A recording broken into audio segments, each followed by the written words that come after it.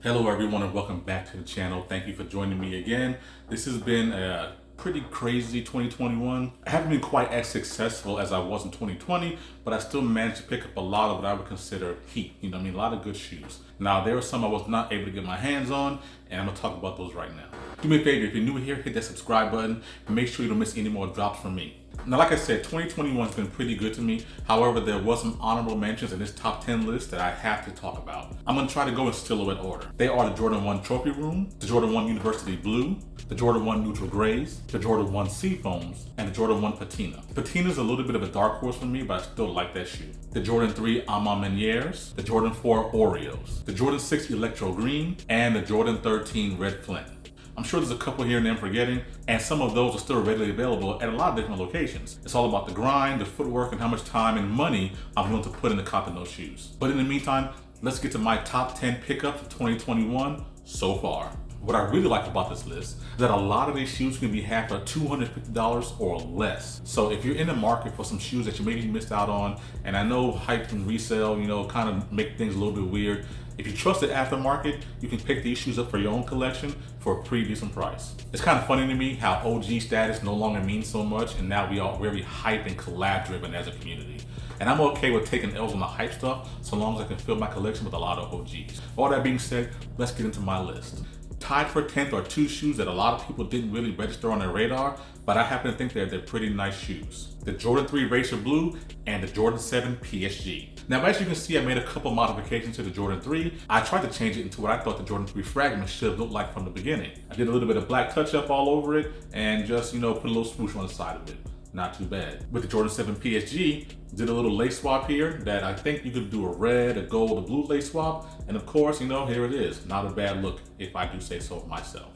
Coming in number 9 is the Jordan 1 Fusion Red. This shoe I picked up on a restock from Snipes, and of course you see, I made some of my own modifications to it. Just did a little black toe with Union style lacing. Still one of my favorite beater pairs of this year, and I wear this shoe maybe at least once a week. Very, very proud to have it and very proud of the work I did in. Think it's highly slept on, material quality is great, and also can be had for very close to retail.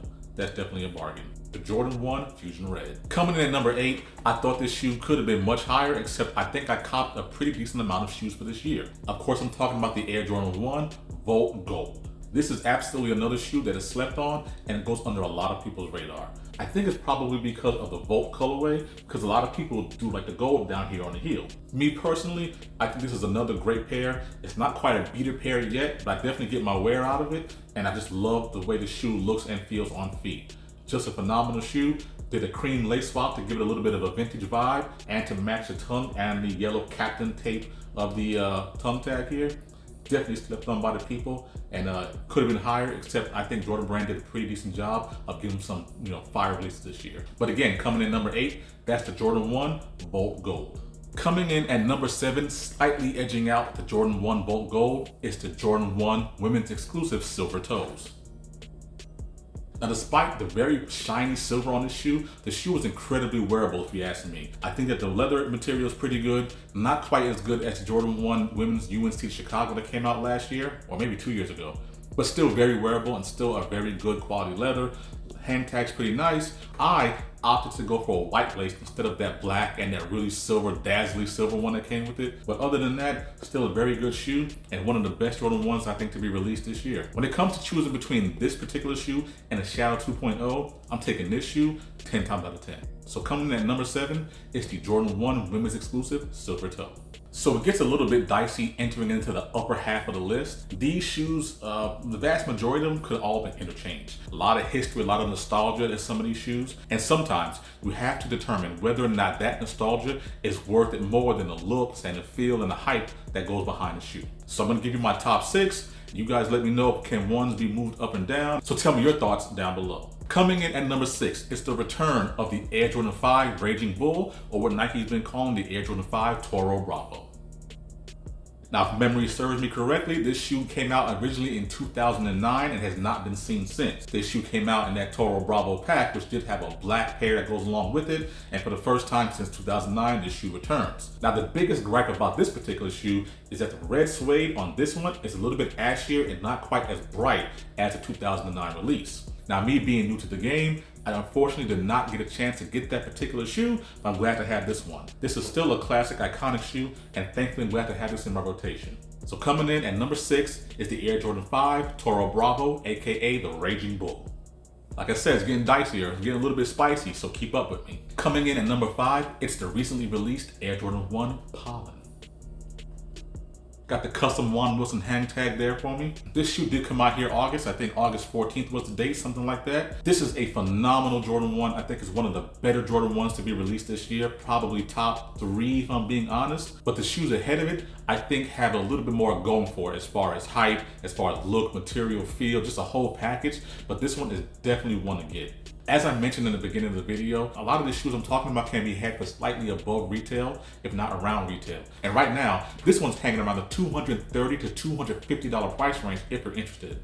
Definitely a steal. I would definitely grab this shoe if you're in the market for one now before they go up in price. Material, look, quality, and heritage being so close to the Wu-Tang Dunks and the University of Iowa Hawkeyes. Got that wrong in my review. The University of Iowa Hawkeye shoe. This is just one for the books. Coming in number 5, the Air Jordan 1 Pollen. Coming in at number 4, definitely was lucky to be able to get this one in my collection. It's the Air Jordan 1 Hyper Royal. And there it is, you see it. A lot of people think that this is one of the best, if not the best Jordan 1 released thus far, being in competition with the Air Jordan 1 UNC or the Trophy Room, if we're gonna talk about it. This shoe has a great colorway. This shoe was set to replace the Jordan 1 Turbo Green as the hype dark horse shoe from out of nowhere. Now, while values on this shoe are still pretty high, I do like the shoe for its overall wearability, and it definitely can be worn with a lot of different color laces. Check my review, I definitely did a lace swap on these, but ultimately, I decided to match the swoosh with the color of the lace for a clean, simplistic look. This shoe is pretty high in the resale market right now, going somewhere for $350 or above, but definitely a good one to have. I'm thankful to have it, like I mentioned. That is the Air Jordan 1 Hyper Royal coming in at number 4.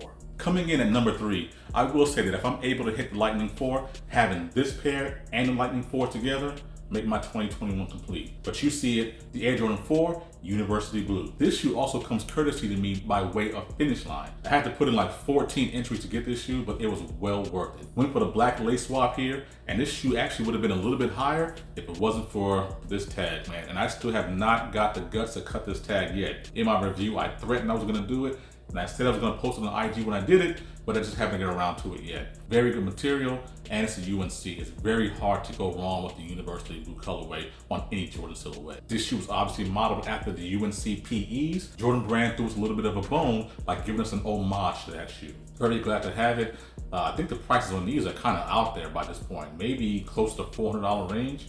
But you know, hey, I'm glad to have it. Like I said, it's one of my top 10 pickups of 2021. Coming in at number 3 is the Air Jordan 4 University Blue. And here is the one that a lot of people are not gonna understand. On my Twitter, I recently put that this was the most disrespected shoe of 2021. And for me, having such a small subscriber base here on YouTube and a small following list on Twitter, that is by far my most viral tweet. I'm talking about the Air Jordan 6 Carmine. Yes, I know some of the soles were pink. Yes, I know these can be had at the outlet. Yes, I know Nike fumbled the bag putting this shoe out. That doesn't take away from the fact that this is the first time you've seen this shoe in this form with the shape, with the Nike Air in the back, color, everything, since 1991. This shoe is a true OG. For me, it's a true grail, and I am thankful to have this shoe. I actually doubled up on this shoe quite by accident. Picked one shoe up from StockX after I missed the initial release, picked the shoe up again on Sneakers app after they did a restock. Definitely glad to have this shoe. Love Jordan 6s. Carmine's an OG colorway. Gotta have it. So like I said, coming in at my number 2 is the Air Jordan 6 Carmine.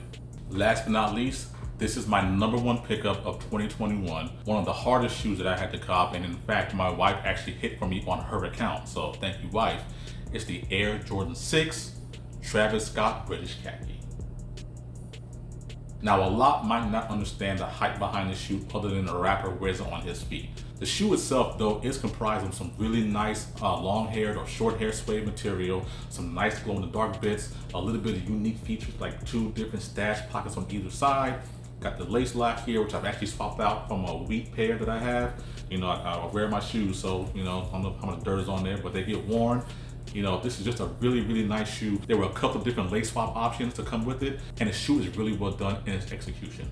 It's really surprising to me how fast the world moved on from this shoe, considering typically a shoe of this nature has so much hype and demand behind it, especially being a collab. But I'm perfectly okay with that. And part of the reason why this gets so high on my list is because it is a Jordan 6, which is one of my favorite silhouettes.